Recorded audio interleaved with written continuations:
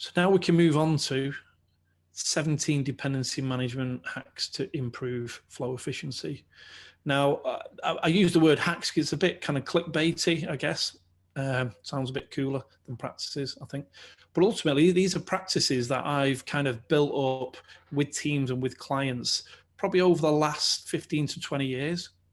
Now, I'm going to present them to you in no particular order because they just kind of evolved over time, and we kind of captured these, and we've kind of grouped them into two types of practice.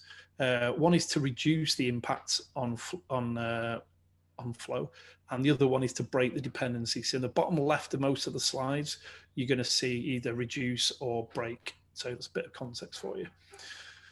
Right, okay, so dependency management hack number one.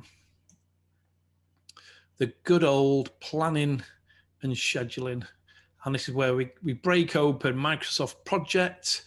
We predict the future very accurately because we believe we can.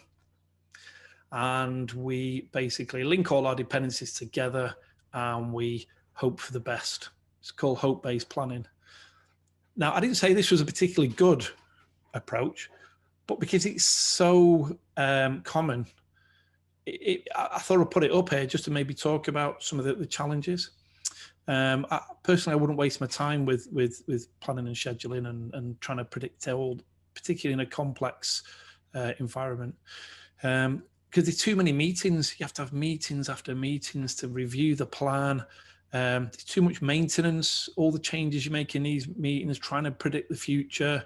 You then have to then update, and it becomes very, very complex.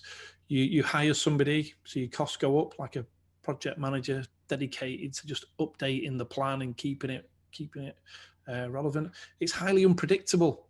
We know those downstream teams who were dependent on without their cycle time data and really understanding how predictable they are, then our plan is just, we're wasting our time.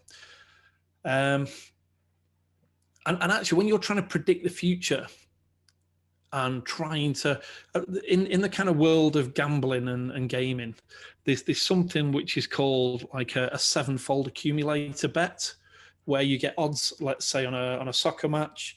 You if you get if you predict that right, you can roll that into another, and you can link, say, 7 soccer games together, and the odds roll over from one to the other.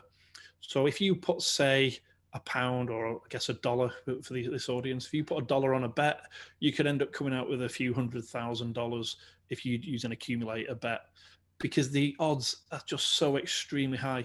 And this number one, this planning and scheduling approach is kind of like an accumulator bet.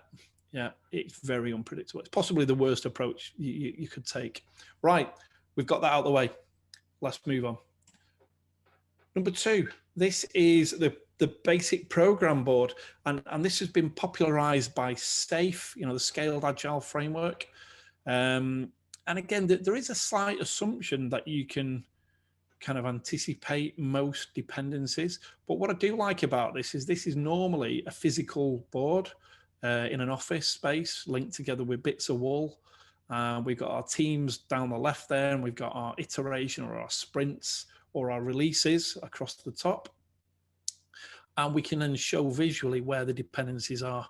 And what I like about this, it's engaging. It's a collaborative exercise that people go through. And it's an important part of running a successful SAFe program. I guess some of the downsides, it's pretty hideous to keep up to date, particularly as maybe we don't particularly, let's say, for example, we're trying to deliver this red card in iteration number 1, and for whatever reasons we don't do it, it rolls over into the next iteration, it gets moved across. Suddenly somebody's got to update and manage this entire board and keep things up to date, and you end up with like a rolling wave, kind of bow wave going across the board as things stack up as you get later and later. So again, yeah, it serves a purpose. I like it as a one-off exercise sometimes to understand dependencies, but it's admin heavy. Okay.